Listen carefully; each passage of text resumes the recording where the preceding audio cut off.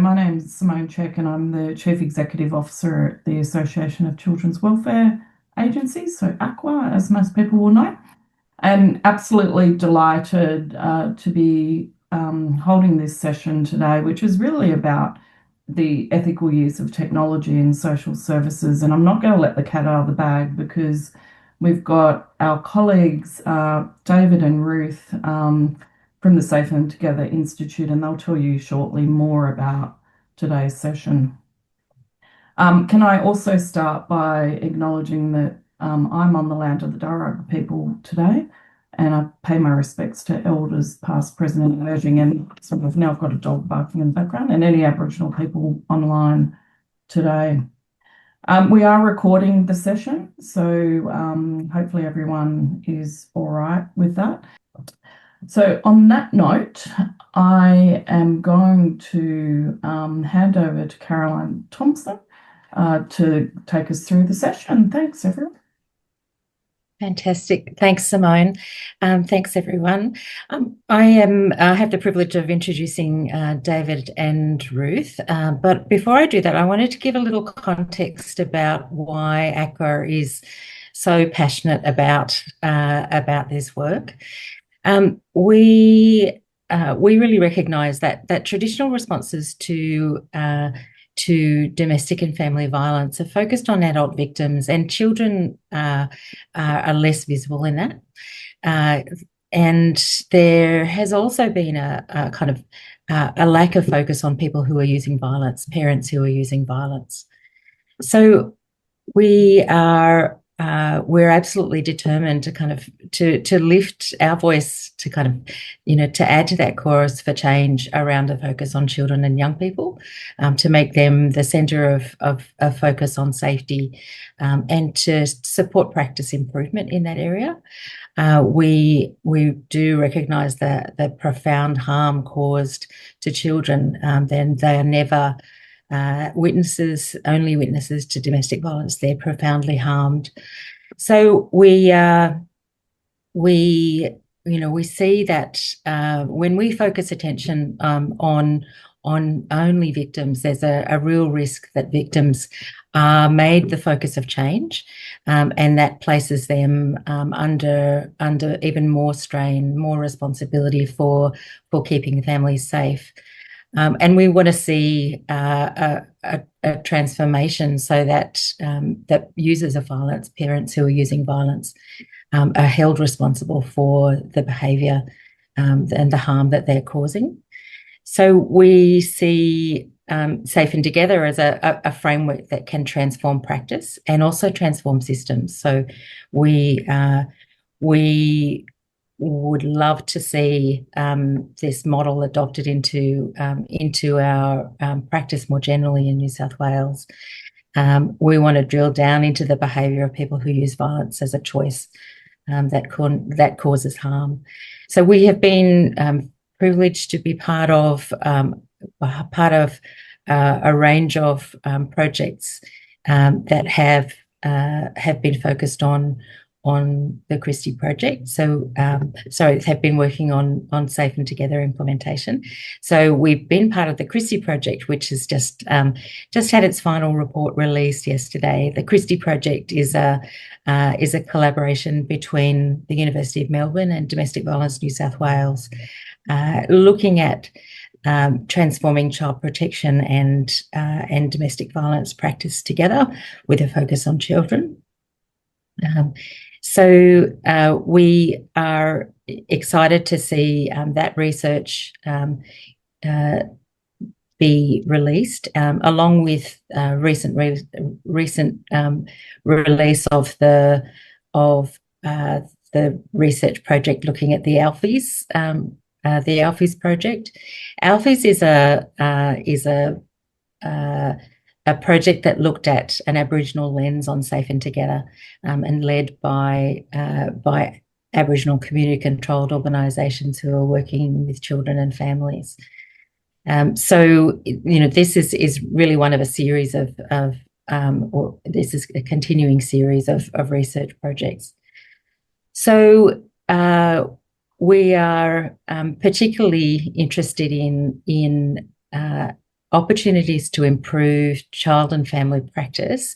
And when we heard about the Safe and Together Institute's work on a tool called Safety Nexus, we were excited to hear more and thought that the sector would also be very curious about that work.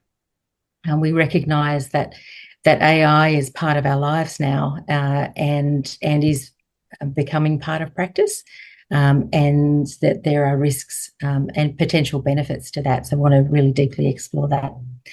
So now I want to introduce Ruth and David Mandel. So Ruth Raimundo Mandel is the co-founder of Safety Nexus and co-owner of the Safe and Together Institute. Ruth's a powerful survivor advocate and systems change leader. So we thank Ruth for being here today. She brings lived experience, policy expertise, global system knowledge, and direct experience designing and building and implementing digital practice in response to domestic and family violence. So Ruth's been central in the development of this Safety Nexus tool, and which is a domestic abuse informed practice support system, which is grounded in the Safe and Together model. So Ruth's also the creator and host of Partnering with Survivor podcast, and that's a globally available podcast used across social work, child protection, and domestic violence and allied health systems for training, workforce support, and professional reflection. Ruth's work is grounded in the ethos of supporting survivors with adequate, appropriate, and usable tools, and listening deeply to survivors to shape technology, policy, and practice. She's focusing on strengthening responses to abuse and child safety that centre on the survivor's self-determination, safety, and equity. Thank you to Ruth for joining us. Thank you for having me. I also want to introduce David, and so David Mandel is creator of the Safe and Together model, and founder of the Safe and Together Institute, and also co-founder of Safety Nexus. David is the creator of the model, the Safe and Together model. He's been working for almost 30 years in child protection, domestic violence, and court systems across the US and Australia and the UK. So a global thought leader in responses to domestic violence. So through Safety Nexus, David's working on translating the Safe and Together model into a domestic abuse informed practice support system that uses technology to reinforce safe, ethical, and child-centred practice on a large scale. So this work focuses on helping systems use technology to improve professional judgment and documentation, and improve accountability for people using violence, without using predictive analytics or automated decision making. But David and Ruth, we welcome you because we know we're going to hear some interesting work today. Thank you. Thank you, Carolyn. Really honored to be joining everybody. Before going any further, just acknowledge that Ruth and I are joining you from colonized land here in the United States, Tungsis Misako land, and just acknowledge any Indigenous elders, past, present, or emerging, who are on this call. And also just want to thank ACWA for hosting. Simone, Carolyn, Sharon, you know that this has been a great partnership over the last few years that's developed. Really appreciate that. ACWA has been a leader on the Christie Project and a great partner with DV New South Wales, with the Ministry of Health. And Carolyn's herself has been a huge advocate for the work we were doing in the sector and envisioning what the future might look like. So just, Carolyn, thanks for this, and thanks to ACWA for doing this. And we really love this. We're very excited. Ruth and I are excited, and we're going to pull up our slides in a minute. But we've been working very hard in this space for the last couple of years, you know, and as Carolyn says, about translating Safe and Together into an AI driven tool that's trained, and we're going to talk about this. So this is about giving people context for AI in a social workspace. So I want you to bring your skepticism your worries, your concerns, your fears, like we're actually not asking you to put them aside, but asking you to kind of go on a journey because we're going to talk very openly. We have some very deep, deep concerns about the use of AI, particularly untrained AI, in the human services space. So I want to say that flat out in the front.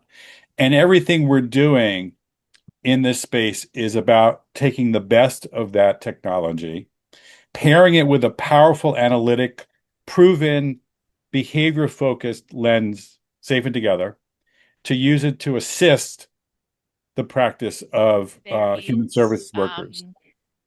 Um, so when we're doing this, just know that we're coming from a shared space with you, which is we don't want tech to create harm. We want it to help us in the best ways. We want to create efficiencies that don't escalate injustice. So, and we're going to talk about all that. So, we're gonna go back and forth, Ruth and I.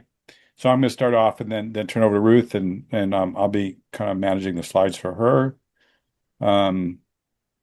So, okay, Ruth, can you see the slides? We can see them.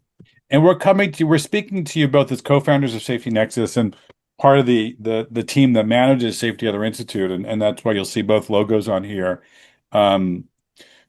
But for those of you who really quickly, I don't want to assume that people don't know the Safety Together Institute.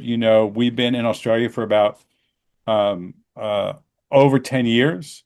Over 50% of our work is in Australia, so it's a major part of our global presence is in Australia. And this is the mission of the Institute, which really targets child welfare professionals like yourselves. And this is the mission of Safety Nexus, where we're really looking to extend those missions. They're complementary. When we get to demo the tool, you may have questions about the model. And this is not training on the model. But just to say, for those of you who are not familiar with it, it is a suite of tools, principles, and concepts that is about paradigm shift. It's about, Carolyn said this, about really specifically talking about harm to children in the context of domestic abuse. It's about children in context of the relationship with a perpetrating parent and a protective parent. And it's really meant to honor the entire family and community. So it's a whole of family, whole of community approach. And one of the things that we've had confirmed through these research projects and other work we're doing, in the UK, where this research being done, the model, for instance, that the model produces a common language and framework. I was reading a quote from a Japanese practitioner because Ruth and I are about to go to Japan in a couple of days to present, where they're looking to bring the model to Japan, or they have been for the last 2 years. And she said it gave her language for something she already knew but didn't know how to articulate. And the more people who have that language, the more power it develops. And so it's this language, it's a set of practices, it's extremely practical, as you'll see. And as Ruth's bio really centers, the goal is to transform systems. We're not looking, we've never been a service delivery program. We're looking to support people in their services, in the way they practice. We're looking to take your passion, your knowledge of the local context, and elevate it through a framework like Safe and Together. So we'll talk a little bit about mapping and perpetrator pattern-based approach and what it means. But hopefully you'll see an action towards the end when we kind of go through this. But if you have questions about the Institute or the model, feel free to put them in the chat. Really quick, again, giving you a sense of footprint, particularly in Australia. Globally, we trained 50,000 professionals in the last 5 years. Through our own work and the work of partner agencies. Australia is the largest geographic region served. We're across the entire country. Every state and territory has Safe and Together partner agencies and certified trainers, from Tasmania to Darwin to out to WA. We've been on a 4-year journey with the Family Circuit, Federal Circuit and Family Court of Australia, and that included training for the ICLs. And these are just some other numbers here. But we've been on a journey with the University of Melbourne to do we're on our 8th or 9th research project 3 of them have been with the Ministry of Health very recently. Um, as Carolyn and I were talking before the webinar started, that one of the most rewarding parts of those projects is their continuing feedback that the model is fits really well and supports Aboriginal worldview, Aboriginal ways of thinking, knowing, doing, and we're really pleased with that feedback. So now we have it documented in that way. And the last thing I'll say by way of framing this is, if you don't know, we've got a lot of staff in Australia. About 25% of our staff is in Australia now. We're doing a major conference, our 7th one, I think, at the University of New South Wales, 17th and 19th of March, 2026. And so if you haven't signed up, you're interested, just go to our website. We're going to be there. It's a great program. It's 3 days. So this just kind of a little plug for that. So Ruth, I think this is over to you to kind of pick up the kind of first part of the main part of the agenda. Yeah, I think that we all know that tech is changing social work and social care delivery really fast. And a lot of times, the reality of that on the ground is extremely confusing. It can be very dangerous. It can be liability causing. It can cause a lot of questionability about the quality of documentation, security, and what is really supporting workers and what's not. And one of the things that's so important that came out of Alfie's and came out of SD and Christie when we looked at these projects was how supportive the Safe and Together model is to cross-system practitioners, not just child protection practitioners and social workers, but practitioners across the board. And we really wanted to make sure that any technology that we brought forward was going to solve for some problems and some realities that we all experience in that tech development in this social care, social delivery space.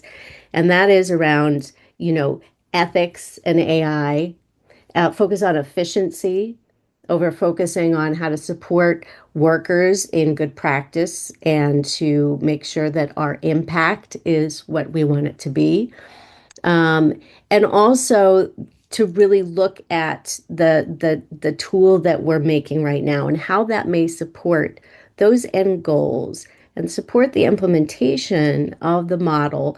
But ultimately, at the end of the day, what we are wanting to support is keeping children safe and together with their protective parent, their kin, and community in instances where there is domestic abuse in the home, which is one of the most difficult things for practitioners to really wade through, given all of the system interventions and all of the documentation that may conflict with their good practice. So we're going to look at how the challenges of ethical tech are really challenging social work and how we're trying to support workers in their implementation of good practice while also trying to support them in their well-being and their safety. And we'll look at that through the coach, through doing some prompts around the coach, and then we'll have a little Q&A. So David, you want to go ahead and move forward? So what are we scaling? Because there's a lot of conversation right now about AI, technology, and practice management software, as well as supports for workers. But we really have to ask the question of what we're scaling. The reality is that in social work and child protection technology, the vast majority of development right now is based off of already known system level operating standards, as well as system level data. And that information is being input into these AI and tech platforms, and it is forming the logic by which people are going to do practice.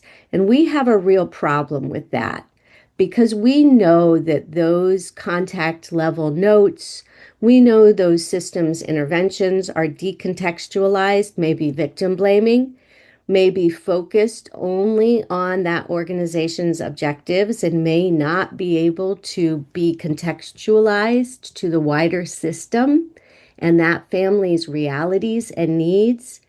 And we also know that a lot of that development is very scarce in lived and cultural experience input from the architectural standpoint, that culture and community leaders and lived experience people are not necessarily in the forefront of that development, and practitioners neither, that this is an engineer-led development, which often means that it doesn't fit for our impact objectives or for supporting workers in real and concrete ways, rather than surveilling them or focusing on efficiency. So we're really focused on scaling in an ethical way that has those end user and stakeholder inputs that really, at the end of the day, support the Safe and Together models implementation and the end goals of those practitioners to keep those children safe when domestic abuse is in the home. So right now, one of the forms of tech coming out are predictive analytics, which is extremely scary and we should all be concerned about. Predictive analytics relies on biased and incomplete system level data that's inputted into the system, and it disproportionately targets poor, First Nations, racialized, and other vulnerable populations and target populations because of the system logic and the way that that information is being made as the backbone of that system. And it also fails to capture a lot of protective efforts that are hidden from the system that need to be uncovered via context, particularly in situations of targeted people. Now, I am a Latin American person here in the United States. You're very well aware that my population is being targeted. And so for us being able to say that we contextualize system actions to those historical actions where targeted populations were harmed is a really important way for us to right some of those inequities and make sure that we are doing the right practice. And the other thing that's happening with predictive analytics is that it's really scaling and making more fast the bad decisions that are happening that lead to a lot of trauma for families. So it's making those decisions more efficient, but it's not necessarily making them better. Now, another piece of consideration that we know is that in the industry, the estimate is that 80%, and I'm going to keep repeating that statistic, 80% of workers are using what is called shadow technology. That is in a way for them to try to fill the gaps in their capacity and to resolve their caseload backlogs. They are reaching out to untrained technology, unsecure technology, and GPTs to try to create those efficiencies. But the problem is that that technology is not trained. It is absolutely poorly trained in bias, and it retains the bias of the person who's inputting the information, and it retains the documentation bias. It does not at all have the skill to be able to look at those considerations from a contextual, professional, and gate-kept perspective. So what we are really trying to do is to mitigate the reality that we know that this is already happening, that people need those supports to do their jobs in an efficient and effective manner that is in alignment with their mandates and their goals, but that we want to make sure that it's very well secured and that it has good protections and guardrails. So we can move on to the next slide. So here's the thing that we really believe and we know, and this was true when the medical field made efficiencies in the way that they delivered their care. And this will be true as the social care field changes the way they deliver their care, that faster does not equal better. Faster does not equal good practice. Faster does not equal safe. Faster does not equal ethical. But everybody is focused on faster. So, what we want to recalibrate for is that efficiency only focus and focus on system level data and training a system and what to do with what it has done is not an effective way to improve practice. We're just going to get the same results, but faster. So, when we see these efficiency tools, they blame mothers faster. They spit out blaming assessments faster. They ignore perpetrators faster, and they really are not at all efficient in the long run because that has to align with equity. It has to align with ethics and have to align with accuracy, and it has to align with our impact on that family. So we can move forward. Thanks, David. So one of the ways that we're solving for this is that we really do believe in the power of cultural community and lived experience input. And because we have such a huge pool of certified trainers that we can draw from, over 300 certified trainers, and we have many relationships with cultural and lived experience experts trained in the model, that we are using our network of trained, safe, and together cultural and lived experience experts to help to architect and QA this product. Those people are also workers, often frontline workers. So at the end of the day, what we want to have is a product that not only avoids unintended harm, it is architected by people who are in awareness of how the system impacts their community, whether they be Aboriginal and Torres Strait Islander, or they be the Latino community here in the USA, or they be other targeted communities in other countries and regions, but also that they are continuously giving us information about the impact and operating of that technology on their communities and families. And this is where David's going to come in and talk about gender bias and surveillance. Yeah, thank you, Ruth. And so much as Ruth's talking, I'm just thinking about how tuned the model is. And so again, one of the things that's we feel very lucky about or fortuitous is that when she talks about training, and you're going to hear this in a minute, we have the model and all those experiences to train AI on. And so very different training approach in a lot of ways. And we had the experience of managing information, looking at information flow. And I'm thinking, Ruth, about in one of the places where we've worked, where people look to co-locate or coordinate greater information across systems. And what they found is that when they looked at their partners in a very effective, efficient way of processing information, they found that there was tremendous amount of information about survivor, usually mothers' deficits, but not a lot of information about perpetrators' patterns. And so when you bring more people together, you actually get more information focused about what victim parents, usually moms, are doing wrong, and not any increase of responsibility and accountability for the perpetrator.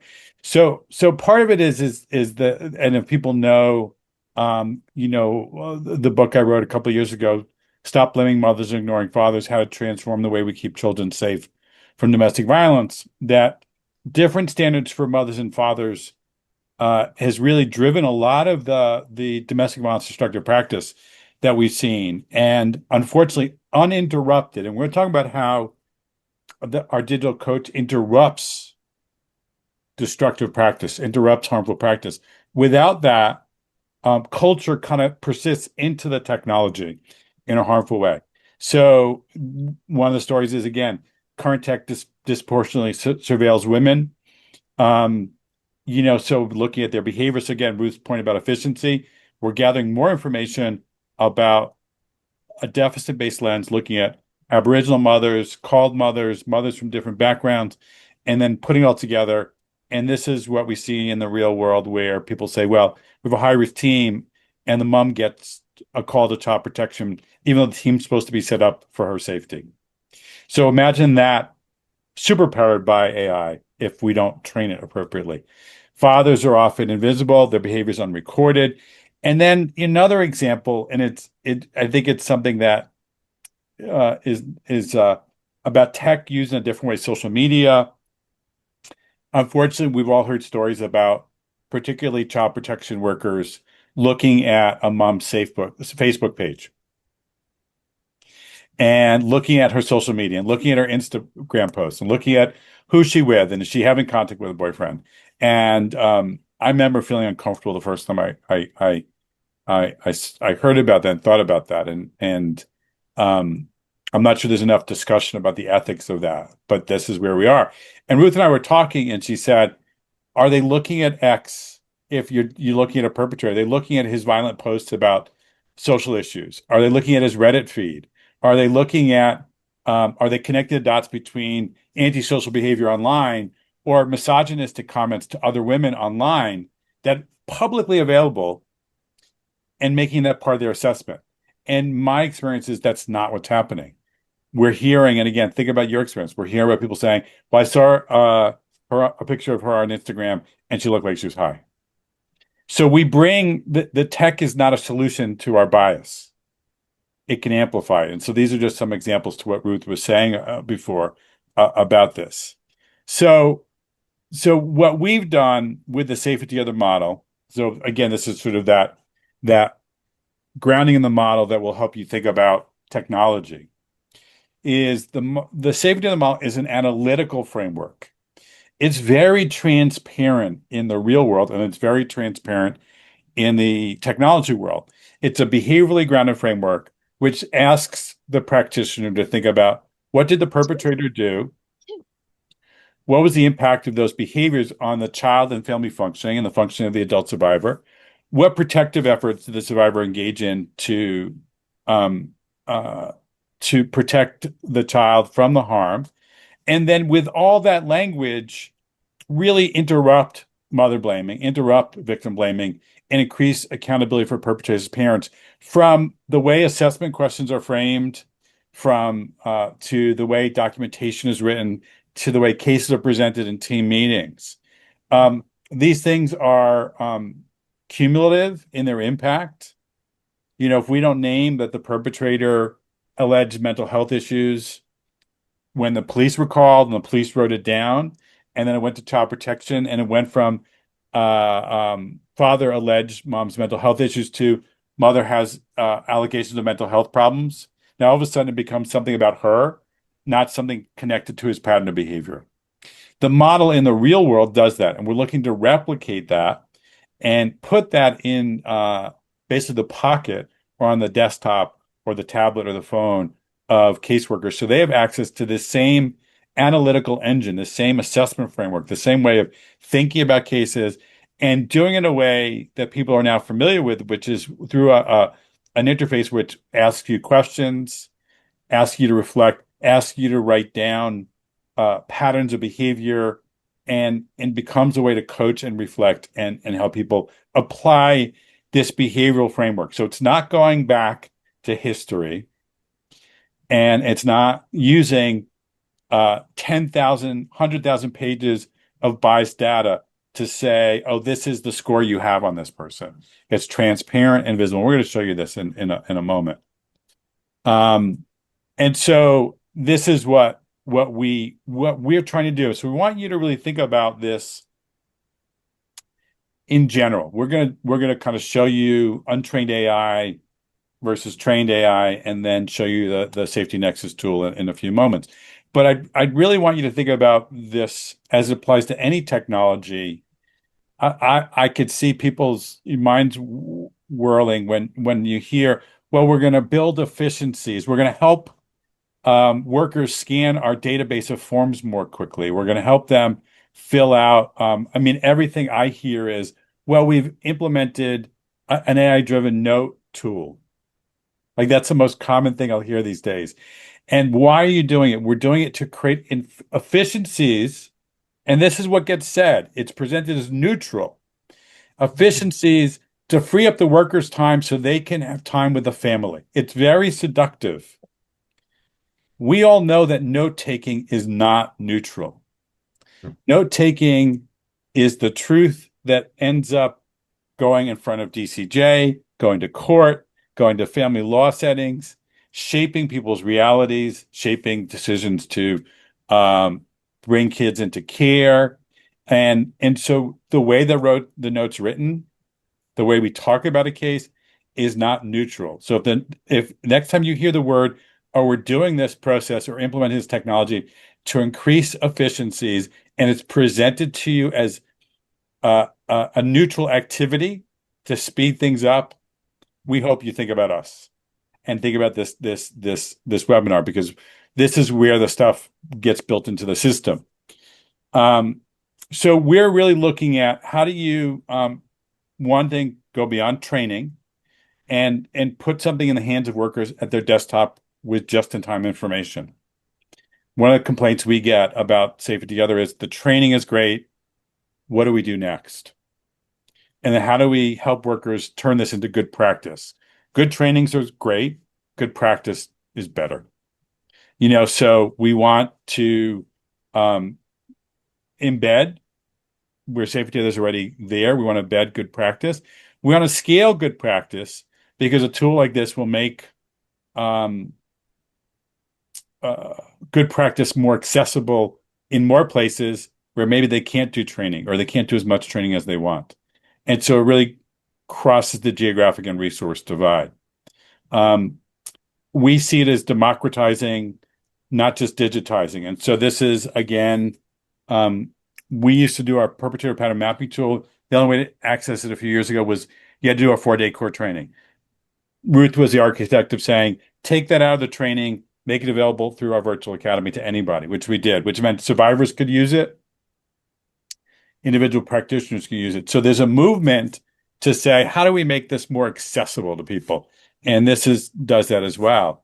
And that we're really excited. I'm super excited. Ruth is too, about the ability to reach that lived experience, to get input from different practitioners, to reflect different communities and cultures, particularly those who are going to be impacted by the technology itself. So, right now, a lot of times we'll do a focus group or we'll do a research project. We're looking, and we're not quite there yet, but the plan is to build continuous feedback, quality assurance, and bring in diverse voices. And that is doable with this technology. So this is where we're going. And this is what we hope it will be able to do.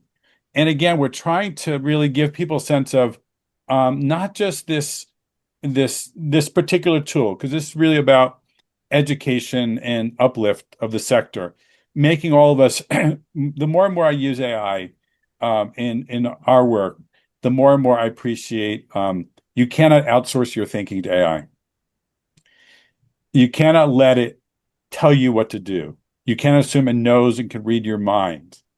You cannot assume that untrained AI knows what it's supposed to do. And so when you look at this, I really want you to think about, as you engage in technology of whatever sort that you're thinking about, is to think about, does it coach you about how to partner with survivors? How does it coach you to help children who are impacted by perpetrators' behaviors? How does it help you intervene with perpetrators? Like, if you should test this out yourself. How does it support your well-being in the context of some of the most challenging cases? I still remember the worker who said, I'll take 10 sexual abuse cases or one domestic violence case in child protection. And while I might not every worker feels the same way, she was speaking to something which is, these cases are hard, they're confusing, they're complex. Coercive control is complex, and they impact our well-being. And so we've built in a well-being node to this tool as well. We want to provide data to decision makers, and we're going to show that to you, where there's kind of a data desert around domestic abuse in many systems, particularly government systems, but about really how is it tied to outcomes, children going to care, worker well-being, survivor satisfaction. And so we really expect this to be a great data source for decision makers, support those of you who've invested in Saving Together and certified trainers, help with mapping, which is one of the core skills that we teach in our trainings, and really kind of for those who have already kind of gotten aboard with using Saving Together, want to really strengthen that investment. And again, want you to think about this through the lens of sort of what is AI supposed to do for me or my agency, and to ask questions. What's the goal? What is it supposed to do? What is it not doing? How does it support our mission? And how does it get in the way of our mission? So sorry, I lost the slides again. I pressed the thing. There we go. So I'm going to just show you this last slide here, and really kind of really the main thing here is how trained technology. So we're going to start talking about the difference between trained and untrained. And trained, it means from a domestic abuse informed way. So if you jump online right now and get online with Perplexity, Gemini, ChatGPT, Claude, Anthropic's Claude, you're dealing with AI chatbots that are going out to the body of knowledge on the web. So I want you to think about this, and many of you know this. Think about the quality of information on the web, on the internet. Think about how much of it you agree with, how much of you think represents bad practice. Think about how much is, if I look at things like intermittent explosive disorder, right? For instance, it's one of those very common kind of things that gets talked about on the internet. You can look it up, and it's often what people point to when they look at, oh, he's got intermittent explosive disorder. And imagine a GPT going out and using that as its frame of reference to understand domestic violence. And so what we've done is create a layer of technology around a large language model that directs it to behave in a certain prescriptive way, consistent with the model. That's the simplest way I can describe it. And so if you look at this here, we didn't have time to go through this in real time, but and you can't test this out. I'll show you something in a moment, but you can't decide because you don't have access to the Safety Nexus tool yet. But what we did is we put that test prompt in the upper left-hand corner, which is actually based on real cases that I've been involved with, and then kind of asked Perplexity, Gemini, ChatGPT to answer that question. Aren't they equally violent? So the practitioner's coming in with a framework that says mutual violence. So remember, we're looking to address that because we think that this doesn't quite look like mutual violence. It doesn't look like the risk is the same. And so the untrained GPT, what it did was it did treat as mutual violence, focused on legal processes. So again, think about how much is out there about responding to these situations around the legality of the law. So it defaults to legal processes and kind of moves in this world of false equivalences and only focus on this incident, doesn't widen its lens out. When we show you the digital coach in action, you'll see more about how it interrupts domestic abuse destructive practice. I mean, this to me is really critical. Is if I'm a manager or supervisor and I've got a new worker, and I'm not standing over their shoulder every second, or don't have time to review every inch of their case, this tool redirects. If you've used a chatbot, you know how people-pleasing they are. You know how much they're like, great job, Carolyn. That was the really smartest answer you could give. And this validates without colluding. And it really kind of does the things the model does, focus on patterns, identifies coercive control, distinguishes defense from being a primary aggressor, and it's centered impact. So this is just giving you a feel for how side by side comparisons about how a trained GPT versus an untrained one might perform. And here's another one: intersection of substance abuse and domestic abuse. And the worker coming in saying, I'm worried she's going to try to get them back in her care. She's a relapsing domestic abuse victim. What should I do? Again, these scenarios should seem very familiar to people. And surprise, surprise, or no surprise at all, the untrained chatbot focuses on the mother, doesn't map the perpetrator's pattern, doesn't identify coercive control, talks about kind of what we do in real life, which is like, here's the list of risk factors, doesn't kind of look at the relationship between the two, focus on compliance, and gives you a product. And this is really important. I hear Ruth's voice when I say this, which is gives you a product that sounds and looks professional, sound and looks objective, but embeds bias. And people can say, well, we're running through AI. We've got an AI system.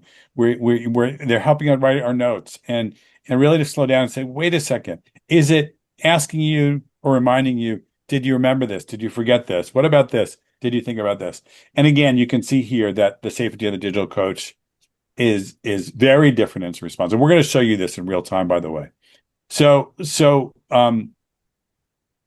Okay. So I'm going to, Ruth and I are going to go back to working together. I'm going to get a little more complex here, which is, I'm going to drop out of the screen share. And I'm going to do two things. I'm going to cut and paste. You're going to see this in real time. We went over that. And I'm going to show you the tool. So go ahead. One of the important things that I just want to go back to that was really important to us was to work into this, the worker well-being companion, not just to have good practice, because as we know, practice is part of the equation, and it's that human in the loop and supporting their practice and supporting the human in the loop's ability Right. to sustain that good practice, feel supported in it. That is so important to retention, to longevity, and to sustainability. So I just want to point that out. Yeah, thanks, Ruth. And we know that and we came up with it. These are like different nodes of functioning on the backside that are seamless. But we know from our work of 20 plus years, mine actually 40 years in the sector, but the Institute's been around 20 years. It's our 20th anniversary.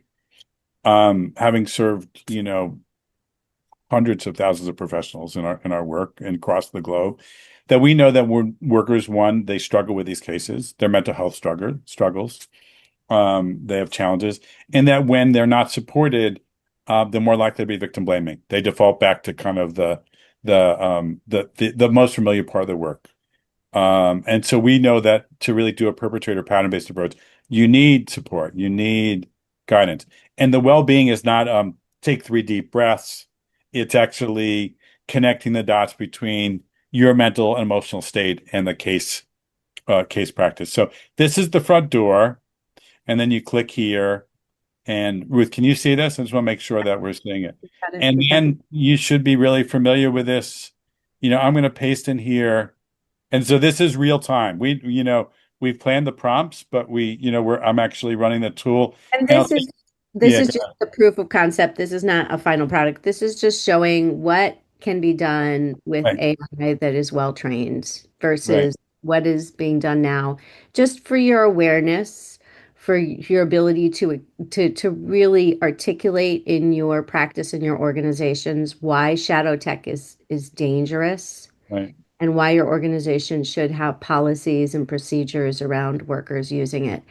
So this is the same prompt that you saw in the test prompt. Yep.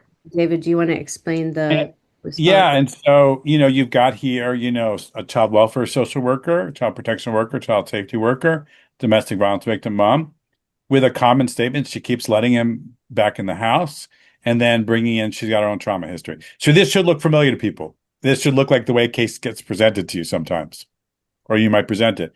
And I want you to just see how the safety of their digital coach responds, with validation, acknowledging, and this is what we teach, and it's very similar to what we would teach in the training room. But before we focus on our choice, so this is the interruption. let's start by mapping out the perpetrator's pattern of coercive control and actions taken toward her and the children. That's the pivot that we talk about so much. And then some teaching, understanding his behavior over time, not just incidents, will help us see how his actions might be shaping her decision. So again, this is the model applied through A. We didn't write these answers out, by the way. That's the beauty of this. It has access to the model, to materials, it has instructions.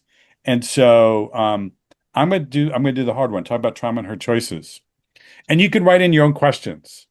And Ruth, if you want to check the chat box and people want to throw in questions for me to ask this, I'm going to be on this one for another couple of minutes, and I'm going to do another one. We're going to do 2 or 3 of these at least, so you can see. And by the way, the speed is throttled down for the test for our proof of concept test. So just know that in real life, when this gets deployed, it'll be much faster. So there's an acknowledgement. So again, you have to make your judgment about whether you would find this useful to you. Right? I would love to get feedback if you want to. Yeah, Carolyn.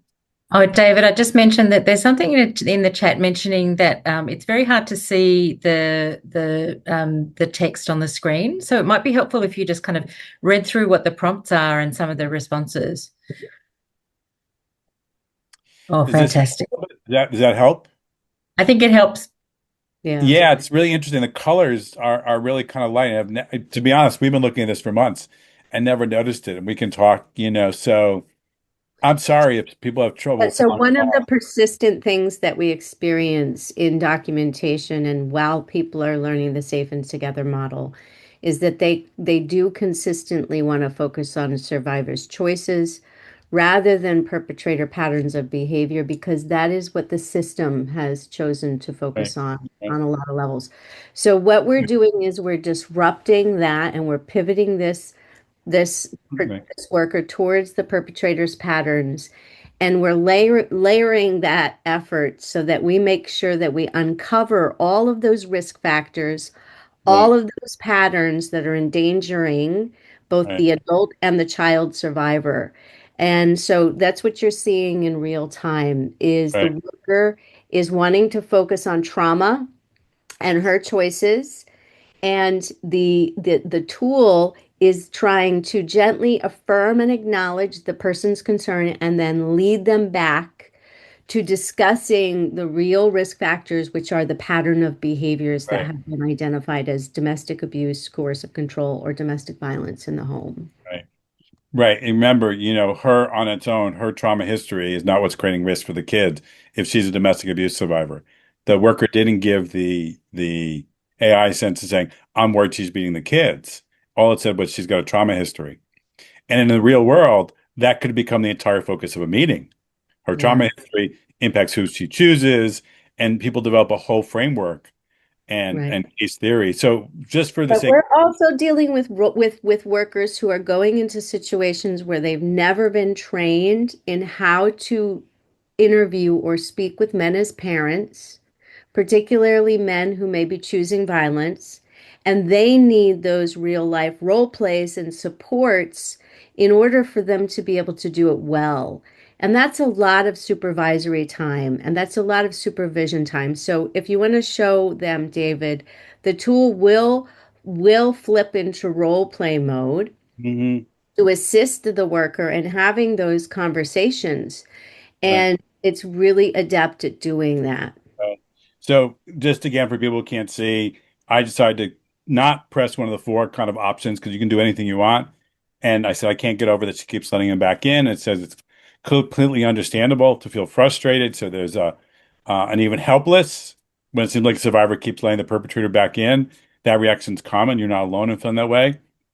But it says, let's pause and look at what's really happening. Survivors' choices are almost always shaped by the perpetrator's ongoing pattern of control, fear, manipulation, not just by their own trauma or decisions. So the nuance is, it's not saying trauma is not relevant.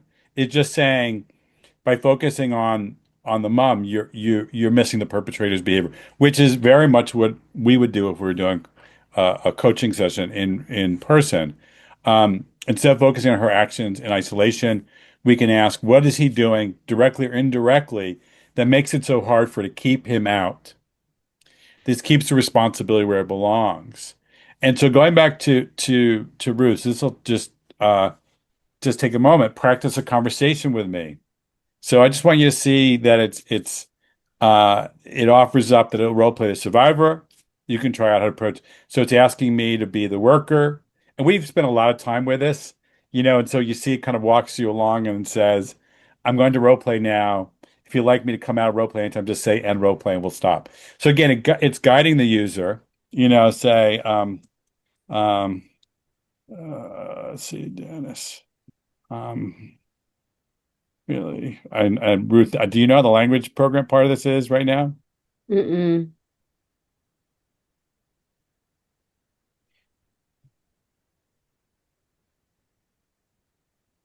Father was here.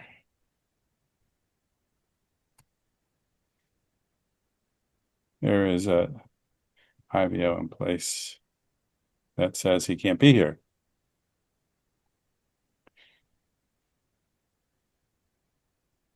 Leave that out there. So I'm going to return and just again. So I want you to think about what we showed you earlier, which is imagine doing this in untrained AI and AI just spending all the time talking about the mother, not offering up a role play.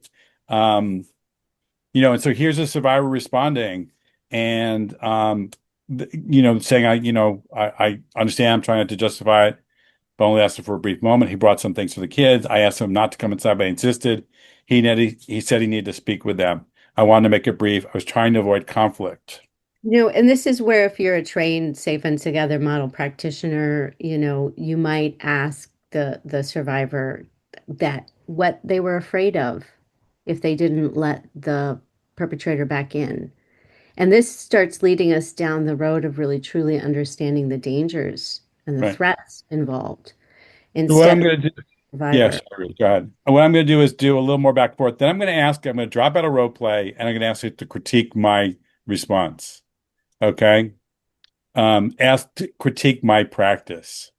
So here's the survivor saying, I understand that's how it should be. As the worker said, it's fine, but your job is to keep him away from the kids. However, it isn't that straightforward. He simply appears without warning. So mom's defending herself. She's saying, I'm not in control of the situation. When I refuse, he becomes angry and the children become distressed. I hope this conversation's, familiar to people, not in the sense that you've done the practitioner side of it, hopefully not, but that this is a very realistic scenario. I want to avoid having any arguments happen right at the door.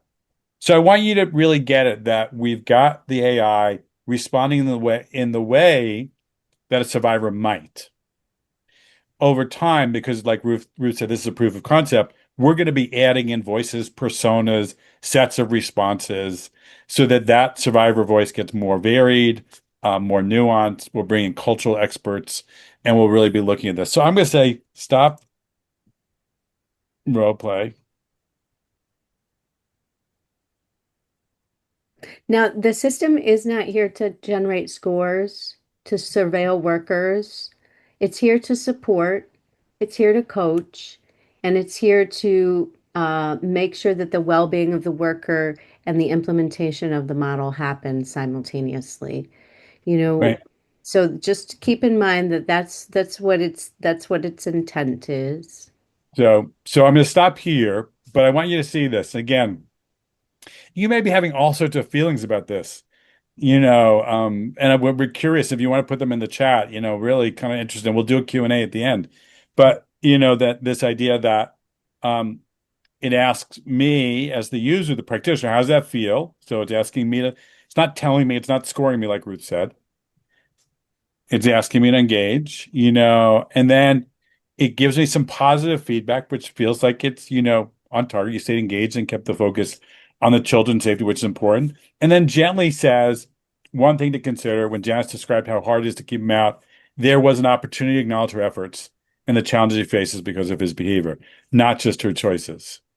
And so, if we had more time, I might go back and practice this and get a chance to get some positive reinforcement for doing something different.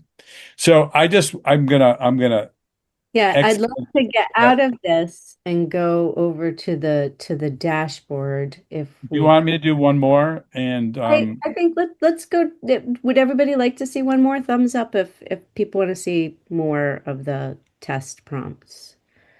um, There's a thumbs up. Let's go. okay. Go for All it. right. Okay, So there's one. Whoa. Okay. I'm gonna do this one. I'm gonna jump to the end.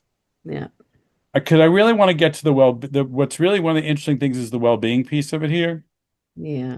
And we really are, we understand that human services workers are human beings, and that in supervision and reflective supervision, that one of the things you might talk about is you want to call it countertransference, your reactions, your unfinished business, you know, Secondary. um, Yeah. but this moves seamlessly between mapping, coaching, and well-being and role play. So I want you to again get the sense that, so here it says, thank you for sharing how you're feeling. It's completely normal to have strong reactions working on tough cases like this. Now, again, we really worked hard. If you think about ChatGPT and how it data dumps or it tells you what to think, we wanted to make sure this was danced with the user, that it paid attention, it followed, it led. In dancing, you follow and lead, and you may switch that depending on the position, but that dancing involves following and leading. We really wanted this dance between the tool and the user, where there's a sense of, I'm going to lead here for a moment, but gently, but I'm also going to show the ability to follow you. And so here the following is, can I ask what specifically makes you feel angry at the mom right now? Sometimes out of frustration, our frustration can signal that something in the case is weighing on us or we're stuck. Um, and then it does a little pivot, kind of bringing in. So again, it doesn't just do this sort of like, go take a warm bath kind of health and well-being look at things. I think there's really, we really need to be more rigorous and robust, and we do that. And then it offers this very practice-focused question. Would you like to talk through what the perpetrator has been doing? Or do you like to unpack your feelings about the mom first? And so I want to talk more about my feelings. So I want you to think about how this fits into your agencies and what the value it might bring. And this may make you excited, but this conversation is anonymized, is not available on the backside to the administrators or to us. That's not what we're looking for. Ruth has been very champion of saying, I want workers who are domestic violence survivors to be able to talk about their experience and not feel like they're being surveilled in using the technology. So it invites in more sharing. And I'll say, I really feel like she's making women look bad. But this is actually what somebody said to me once, by the way, staying in the relationship. I have no idea what it's going to do with this. This is literally what somebody said to me. A manager, a manager in a child welfare agency. She's making women look bad. So I'm kind of like going on a limb and just showing you in real time.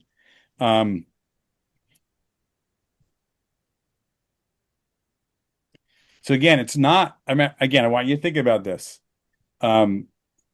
It's not letting me get away with this from the context of it's just feelings. It's actually bringing them back to, you know what? If she's staying, maybe it's because of the perpetrator's behavior. So embedded in the listening is the pivoting. And so again, this asking about questions about the perpetrator and then saying it's trying to redirect me to the perpetrator's pattern, and I'm gonna do one more button, Ruth, and then we'll There's come next out of there's this. there's a lot of worker safety considerations that we worked into this tool. Worker safety is part of the Safe and Together model because understanding perpetrators' patterns of behaviors, particularly as a worker who has to interface with that family, gives us a deeper look into the challenges, the dangers, the secondary trauma and the safety considerations for workers. So we really made this tool calibrated to listening to the worker about their concerns, about their fears, about the places where they felt unsupported and unsafe and needed to talk through situations. And we can't assume that workers are not also domestic abuse victims or child abuse victims. Based off prevalence, we must assume that we need to support workers, even in their professional capacity, who have experienced family violence or intimate partner violence. So this is part of that effort. Oh, I wanted to show you, right. I was going back to the slideshow, but so I wanted to show you, this is just to wrap up this is, this is a proof of concept, and this is going to be built out. This is really actually like a shadow of what we're capable of doing. And the plan is we're actually, like today we had a scoping conversation with a local authority in Scotland. We're in Scotland looking for early adopter sites and partners. That's where the phase we are, and if you want to learn more after this, you always can reach out to us directly to talk to us, because we're looking for those early adopters, those systems, those agencies who want to be part of shaping this future, right? So that's where we are with this. But the last thing of the tool I want to share before we do a Q&A is that we're building, and this is a static dashboard only for demonstration purposes. But the front side, the coach, the mapping, the well-being, the role-playing, that we really expect it to be a training delivery device, micro-training, information, connections to tools.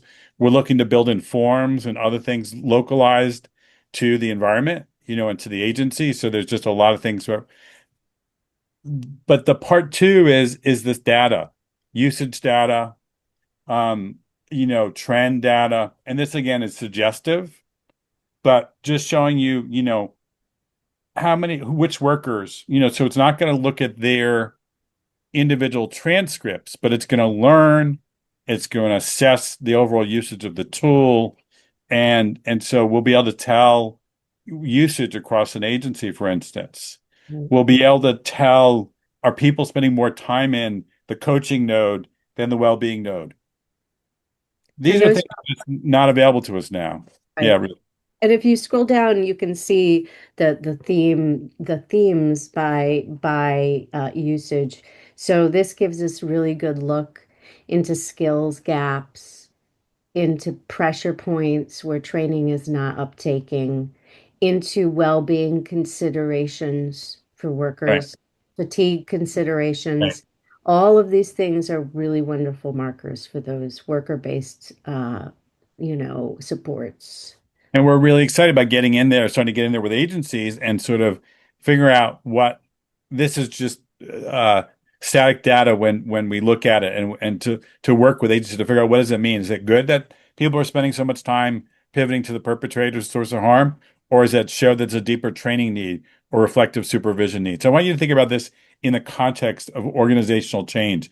Imagine connecting this data up to your outcome data and be able to say, safety together training, we did that. Workers are using the tool X amount of hours a week, and the workers are using it more. We get better outcomes than we get with those who don't. Or we compare workers who are using the tool with workers who don't. We're getting better outcomes. Their morale is higher. Their true efficiency, like Ruth said earlier, their real efficiency that's ethical, that's equitable, is higher. Their cases close more quickly. Maybe our turnover slows down. We're really expecting a lot of data to be generated by this tool. I mean, Carolyn, if you think about the Christie Project, imagine having this on a research project where you can measure people's application of the model, not just did they attend a training or a meeting, but did they do more? So, and there's a question in the chat box. Would this tool still be useful for DV services where we see limited families or adults with children? We are an LGBTQ plus service, so the usual gender binary is not as present, but could it be trained to meet the needs of workers and clients? Yes, the Safe and Together model is not a gendered model.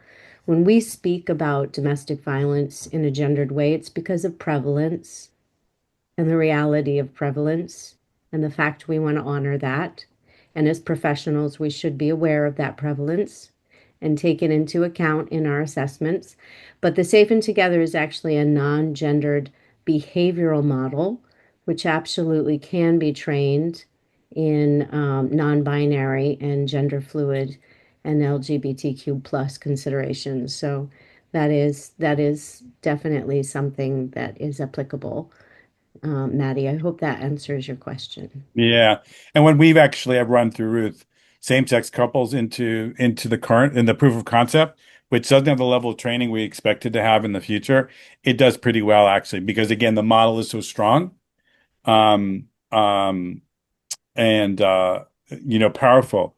What I'm going to do is just, I'm going to finish up the slides and then we'll come off and do Q&A. Um, just just want to make sure people saw this because I do think there are people new to the model, and we have a 3-day event coming up. Ruth and I are going to be there. We're going to have 10 Save the Other staff there. We expect about 400 people at this event. And we've got Family Court, the Deputy Chief Justice there. We've got people like Zach Seidler and folks from 10 to Men and Steve Roberts talking about masculinity and violence issues. We've got the Christie Project being presented, the Alfie's Project being presented. There's a family law track. There's a Save It Together in Aboriginal Context track. So really encourage you to check it out if you haven't already. I want to stop here, drop out of the slideshow, and take questions. Just raise your hand. We really would love. We're in full on feedback mode. Um, and it doesn't need to be about the Safety Nexus tool. Could be about observations about AI or tech in human services, because this is such a big conversation. And we want to part of Ruth and my mission around this is not only to bring the Safer Together approach into technology, but to create increased literacy and more conversations about what ethical AI looks like, because we're not going to stop it from showing up in our work. We don't have that choice anymore. The question is, how literate are we? How intelligent we can say to point out the concerns, how we can use it to the benefit of the social justice and family outcomes that we're in favor of. So questions, comments, raise your hand would be the easiest thing we can put in the chat. But really would love to just, like I said at the beginning, bring your skepticism. Question about how it handled queer relationships was great. But we would love to hear. I don't know if anybody from Aqua. Yeah, Simone, did you want to say something? Yeah, sorry, I was looking for a hand up on Zoom and couldn't find it.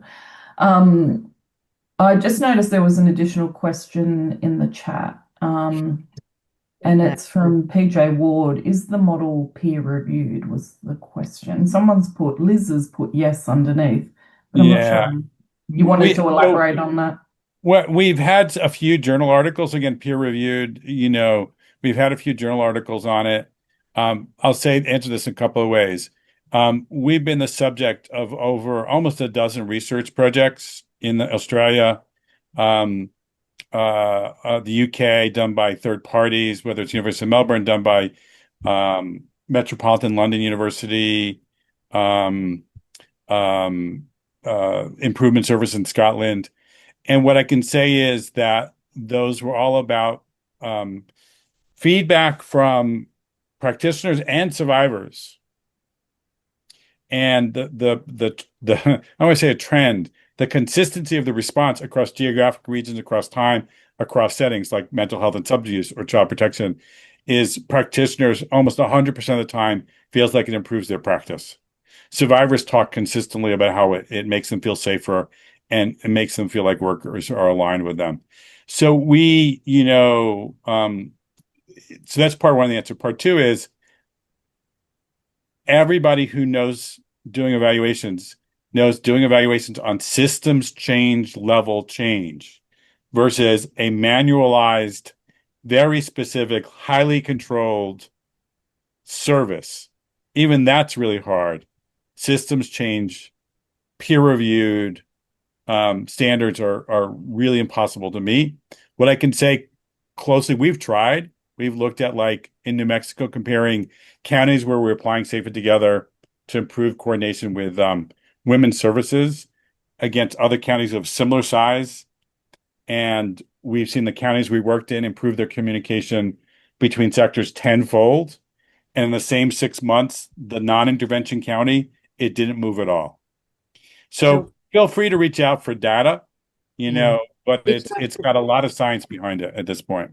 I want to make sure that we get to the questions in the Yeah, chat. there's a few there now. Quite important. So there's a question about survivors' use of the tool. Though we democratize the mapping tool, this is a practice tool. This is a digital coach for practitioners. So its initial launch is going to be available to government and service organizations and other, child protection legal settings.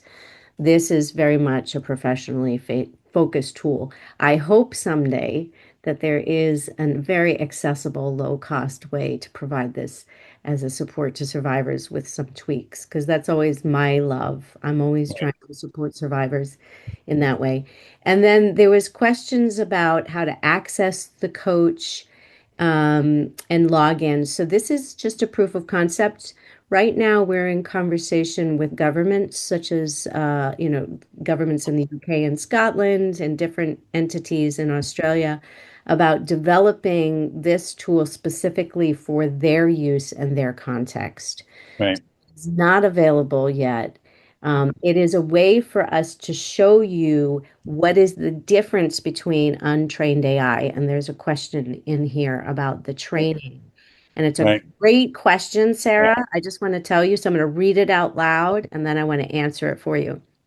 And that is, my knowledge is extremely limited about AI, so please excuse me if this is a stupid question. There are no stupid questions, Sarah. Does this tool learn from what staff put in? What if they put in something incorrect? Is that then absorbed into its understanding? This is a great question, because that is how most large language model AIs do learn. The way that our system learns is by how we train it on learning. And then we take the interface between the individual interfacing with it, and we put guardrails about what it can learn from that end user. It can learn things about that person's needs, about their fears, about their challenges, but it cannot learn about best practices from that person because they are not the measure of best practices. So it's all about how you train your AI to be focused on its objectives and on what it is supposed to teach that individual. So this is really a training, coach, support tool that is very highly gate kept, and it has very specific instructions about what it can learn to prevent that exact thing from happening. And that is a great question, Sarah. So I don't know if how does the tool respond to cultural differences across communities and countries? This, again, is contingent upon its training. Right now, we've trained it in very specific type of contexts and cultural considerations.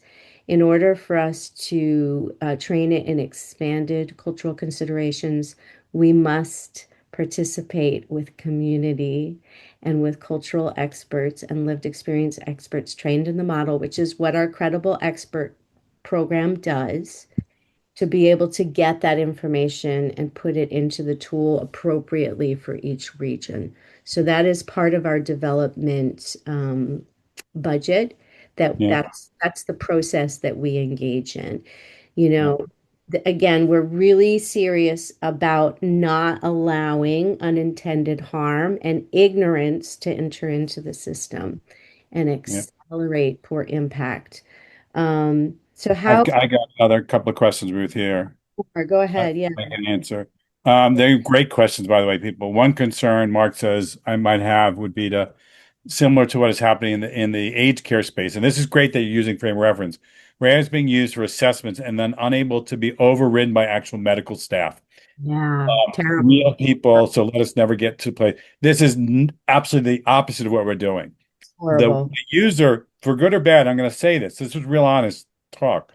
For good or bad, the tool at one level depends on what you put into it. So it's dependent on the professional. Now the agency can shape the expectation of what the worker does, which they often do, but it doesn't give a score or doesn't. And somebody said to me, "We'll tell you if a kid's a danger," and our answer right now is no. That's not the plan. The plan is to, just like if you were sitting with me and I was doing a domestic violence safer together consult with you, and you describe behaviors, I would say things like, those behaviors you describe to me really make me worried for the safety of the child. I am not going to tell you what you should do. I'm not going to tell you how to do it. Now, this is where reflective supervision, agency protocols, this is a support tool, not a decision-making tool. And I think that's really critical. So that's one question, Ruth. And then the other question that's really great is, does the tool have a case? Oh, that Carolyn asked that. Does the tool have a case note analysis function? Yes. Yes. And it's just ways to improve case notes to better documentation. Yes. The mapping feature, which we're continuing to work on improving, can read case files. And this is where, with our early adopters, we're going to have conversations about privacy and security because it needs to be secure. But the plan is for this to be secure, however it's delivered, in a way that you can upload, say, case files, again, according to your security protocols, according to what agreements we make with your agency. It's always in partnership, right? Mm-hmm. That's why we want to do the early adopter sites, to know what people can handle in terms of this technology and privacy and security. And so, Carolyn, the mapping function would read the case note, the case file, and ask you questions. Would ask you, and we didn't do it here, but it regularly suggests, if we talked about documentation, say, you might want to write it this way, Mm-hmm. or this is a way to say that better. Now, again, suggestions are not telling you what to do. Yeah. And I think that's where the agency has to own that they remain responsible for the case practice, and the way the tool is used. Yeah. I want to go to a couple other questions. Yeah. So the question about accessibility for autistic individuals. Right now, the perpetrator pattern mapping tool, which is on a web-based platform, is not loaded with all of those accessibility features. And that is one of the things that we hope to remediate with AI, that will have much more accessibility for different populations and different needs. And then, Jess, you had asked a question about refining a perpetrator pattern map. And absolutely, if you're familiar with the PPMT, it's a fairly linear process.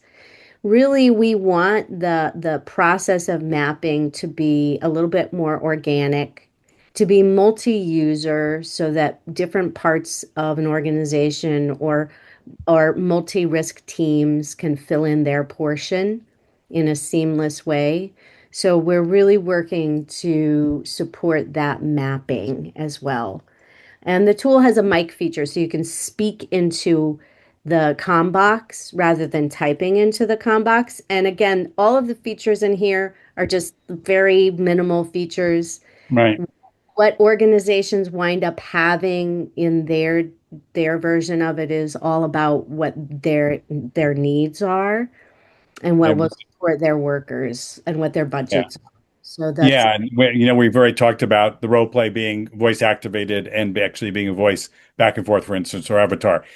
I think that once we launch this, and this is going to be in a year, what you're going to see, even after we start early adopters, is going to be drastically more robust. This is the beginning, not the end of the development. So we have one question, and then we're going to need to wrap up. So I think somebody was brave enough to raise their hand. I think it's Kate, David. Yeah, Kate, go ahead. Hey, David. Hey, Ruth, and Caroline. Thank you. Yes, I was brave enough to go old school and use my voice.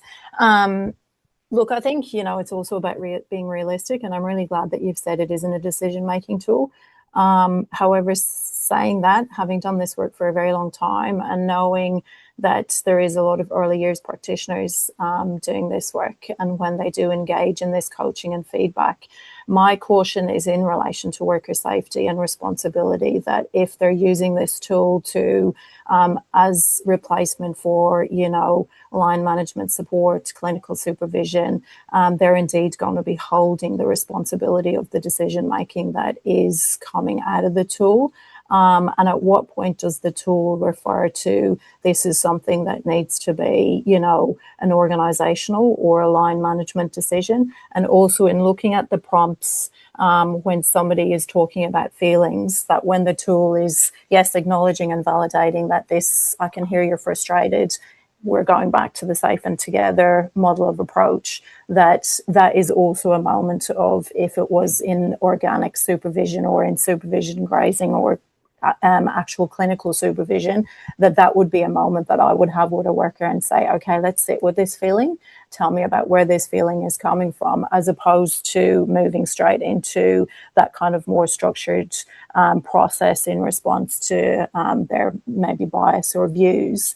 That, yes, I think that is important to happen, but also sitting with the worker and processing those feelings are, yes. So what point does it gear the worker back to? I have to do this. I have to give you a little heart, because this is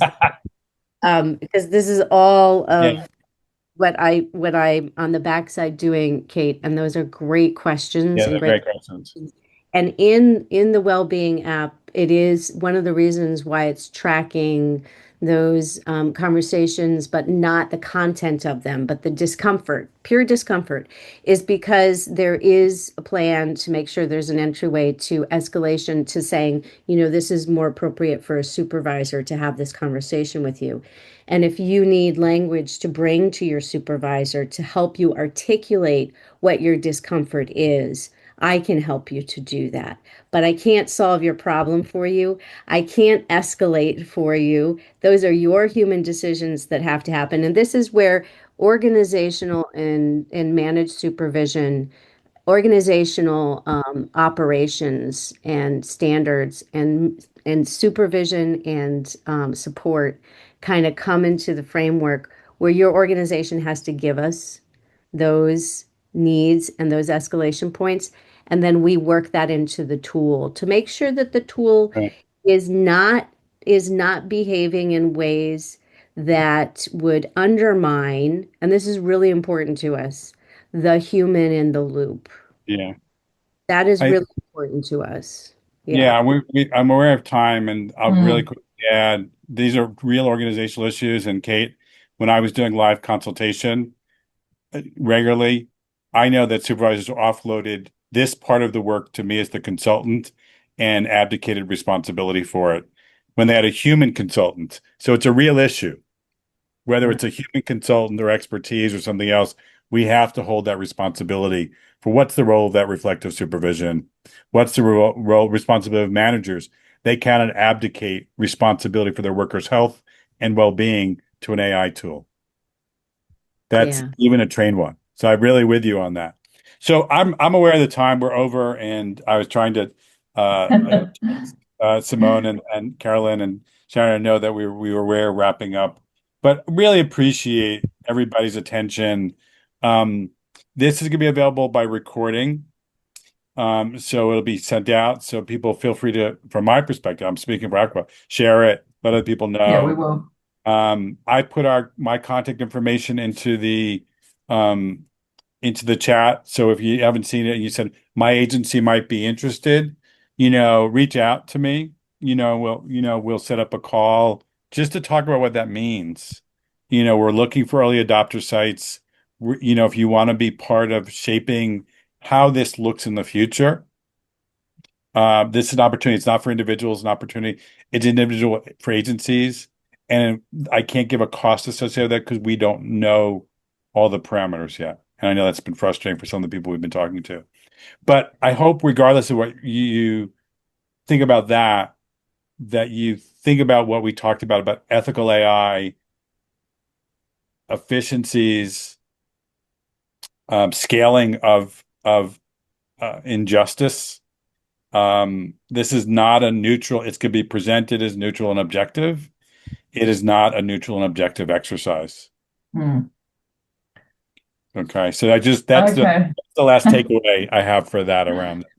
As David said, we are a little bit over, and clearly people are moving on to their next meeting. But can I just thank David and Ruth for their time today? It's been incredibly informative, and I know even myself, it's raised lots of questions and thinking for me. We will get back to everyone with anything that hasn't been answered in the chat. So we may have to reach out to David and Ruth for some answers to some of those, as well as what David said. We'll send the recording around for everyone as well. But can I just thank everyone that's participated today? I hope you found that helpful, and have a good rest of the week, everyone. Yeah, thank you, everybody. Thanks for the time together. Cheers. Right. Thank you. Thank you.